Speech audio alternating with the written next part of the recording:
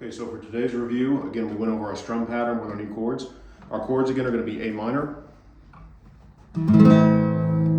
C major, a modified G where we're just going to take the C and move these top two fingers up, and then back to A minor. So that's our pattern, okay? Now remember our strum pattern, 1 and 2 and 3 and 4 and we're going to do that cyclically. So here it is with just the chords, the chord progression again, A minor, C, modified G, back to A minor.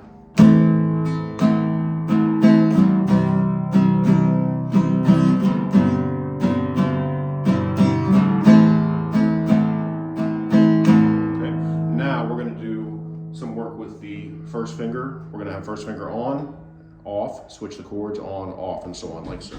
1 and 2, 3 and 4, off. C, on, off. Your G, on. Back to our A minor, on.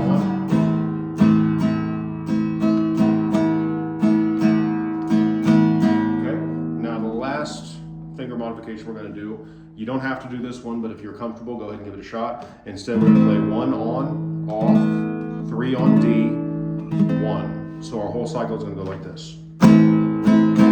Off, pinky on, B string, C major chord, on, off, 3 on,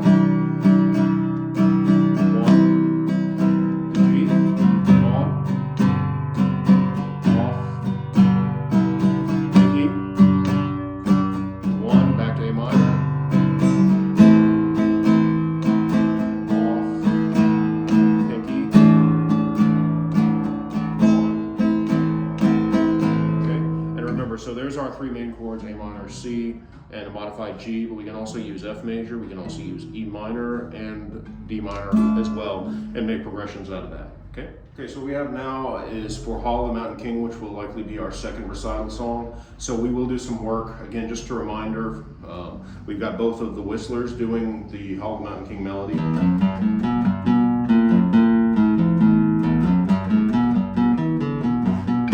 Anybody else wants to do that part as well, they're certainly welcome to, and we'll make sure to get that timed right. We're going to have rhythm, or what do you want to call it, rhythm sections in between those two, and it's going to be based around the E minor, G major, and D major chords, but we're going to do some modifying. And again, we're in a new key, so we've been doing C for the most part. Now we're in G, which for reference is just the same, uses the C major scale, except now your Fs are F sharp instead of F natural. Okay, so here's what we're going to do. We're going to have an anchor finger for our E minor. So again, we've been fingering E minor like that. And if you're comfortable, you can still do it this way, but I'm going to recommend we swap to 1 and 2 because now we're going to put that third finger on the D, third fret on the B string. So now we have an E minor 9. We're going to use this, we call it an anchor finger because it's going to stay put. So E minor, I'm going to jump these to a G. So all that has to happen for that now, because this is down, is just move one finger. So again, our E minor 9 to our G.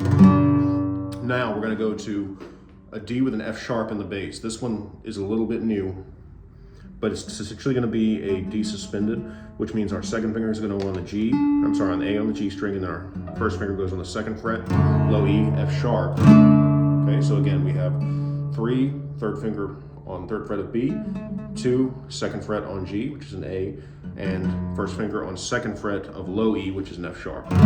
So here we go, keeping this finger anchored, notice it never comes off, to G, D, F sharp, note the motion of that, this one stays put, 1 comes up 1, this one slides down to the A.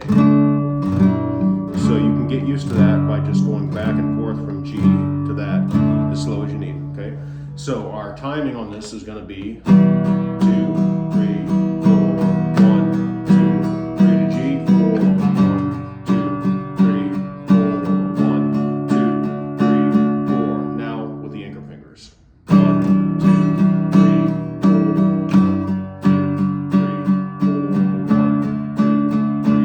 4, 1, 2, 3, 4. So you'll notice one time I did that with the E for 2 cycles, G, D.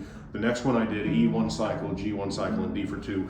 We'll decide which way we want to do that as we progress once you hear it along with the song. But go ahead and just practice those chords and practice that anchor finger and those switches, and you should be good to go. All right.